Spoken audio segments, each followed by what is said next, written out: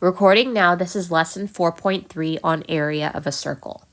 Before watching the recording, please make sure that you have the 4.3 area of a circle sheet in front of you, along with a pencil, a highlighter, and perhaps a different colored pen. So if you need to pause the recording and retrieve those items, please do so now. You might also just want to take a moment to pause it so that you can catch up with the notes that are already written on the worksheet. So for example, make sure you jot down the title 4.3 along with the definition of area that I've written here, just so that you have that as a reminder. Remember that area refers to the amount of space a two-dimensional object takes up, or a 2D object takes up. That's the mathematical definition of area. Please also recopy what I have over here, a simplified version of the area formula. It's better to not include the multiplication symbol. It just makes it more simple and a little bit neater to work with. So here you can see A equals pi r squared. So if you can copy those things out on your worksheet, pause the recording. I'm going to continue. So what we'll do is we'll walk through a couple of the examples here on the worksheet so that you can do the examples on your own when you apply the area formula. Okay, so I'm just going to continue here. Now, you see here in example number 1, you have a circle here with the radius of 3 centimeters. So that's going to equal the radius. So when you apply the area of a circle formula, it's very similar to how you did the circumference formula. What we're always going to start off with is the formula itself. So you're going to write down A equals pi r squared. Okay, so just make sure you jot that down. And then the next line is always going to be a substitution line. You're going to jot down equals, you're going to recopy pi in the same order as above. Now, instead of recopying r squared, we're going to substitute our value of 3 centimeters in there. So remember, when we substitute, we open the bracket. We're going to substitute 3, not just 3, but we're going to substitute 3 centimeters because you always have to substitute the units of measurement. You're going to close the bracket, and then you're going to recopy the exponent because it's 3 centimeters squared. Okay, now what you have to remember here at this point is when we're going to solve this, because we will multiply this out, we are going to hit exact value first, and then we're going to round our answer to 2 decimal places.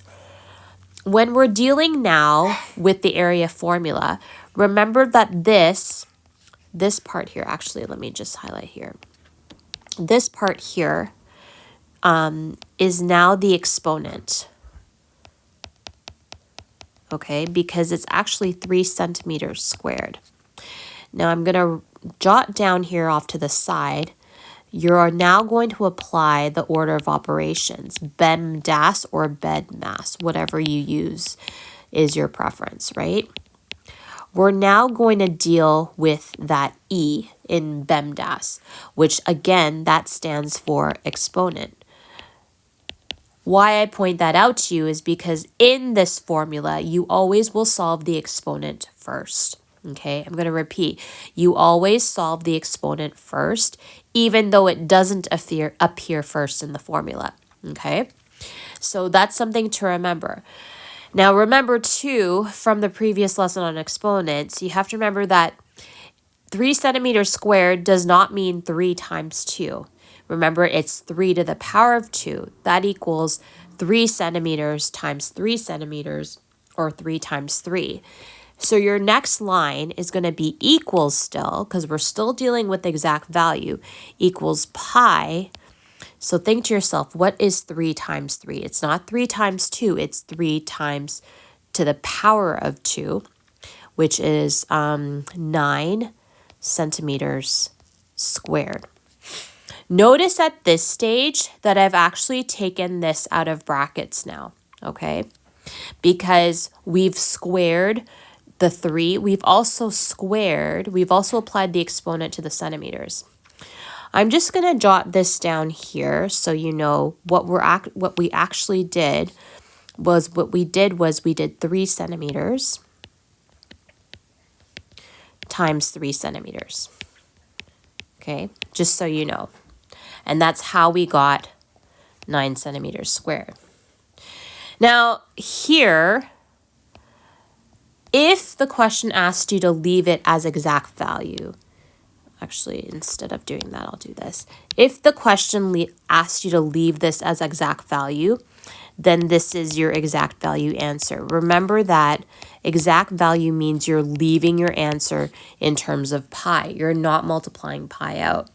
So the exact value answer of this would be pi 9 centimeters squared. But what we're going to do instead is we're actually going to multiply it out. So remember, once we do that, we're going to do the squiggly lines here. Okay, so we're going to give it to 2 decimal places. So this is where you plug this into your calculator. You're going to go on your calculator, you're going to go pi times 9, which equals, I see on my calculator I'm going to keep a few decimal places, 28.27433 centimeters squared. And if I'm rounding it to 2 decimal places, I'm looking at the hundredths place is 7. I'm looking to the digit to the right of it, which is a 4. So I know my answer is about 27.27 centimeters squared because that 4 causes a 7 to just remain as a 7. Okay, so that's number 1. All right, let's jump to an example where you're given the diameter instead. Okay, so let's take a look at that example. Let's do, okay, so let's do number 5 here. Okay, so this time you have 8 centimeters as your diameter.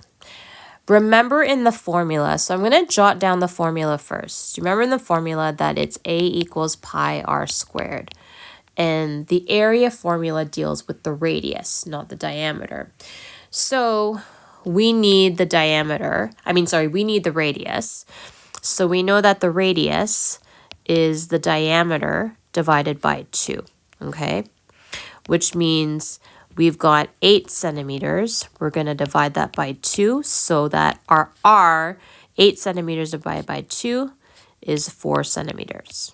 That's what we're going to use as our radius in the formula.